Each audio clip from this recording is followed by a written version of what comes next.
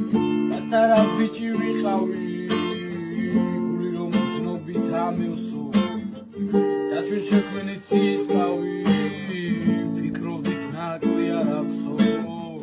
მაგრამ ხომ იცით ბოროტის უფელს ყველგან მიახვდნენ სის ბინძურ ხელებს გაგვით სამყარებს და ხვინძლულ გზნობებს და გაგვიჩავებს ვარდის მელფებს ასე არ უნდა გაჩნდეს გზნობაში ბზარი თორემ დაგესწრებათ გზნობებით სავსე გირჩევ ჩარადოთ ყველგან